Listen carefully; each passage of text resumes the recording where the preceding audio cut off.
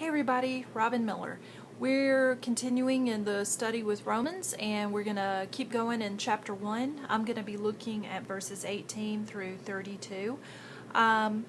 These verses are a little more difficult to read than yesterday's. I want to invite you to read that if you, that's a real inviting way to tell you about it, but they are hard. It talks about the guilt of humankind. It talks about the wrath of God. You know, those are always more difficult passages to read. But in these texts, Paul's just talking about how the message of God, the message of salvation, of Jesus Christ, has been made available to all people. God saw to that it was available for Jews, Gentiles alike, and that we need to acknowledge that.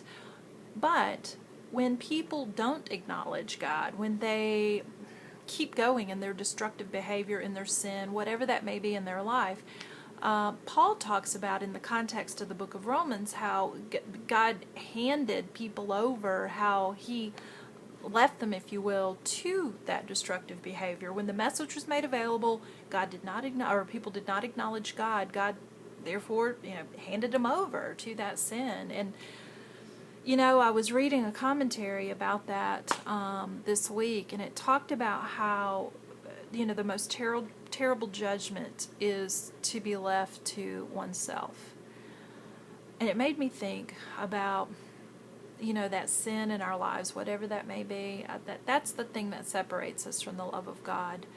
And I don't want to be left to my own self. I've been there. I know what that feels like. I know how poorly it works. I need something bigger than myself to get me through this life, to get me past my sin, to bring me that peace and that hope.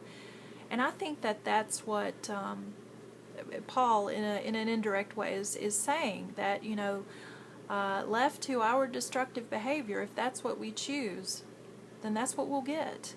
But I don't think that's what God wants for us. So again, another challenging day to think about that sin that separates us, and how truly the worst judgment we could face is to be left to our own selves. So I really hope to see you in worship this weekend. I pray peace in your life. Thanks.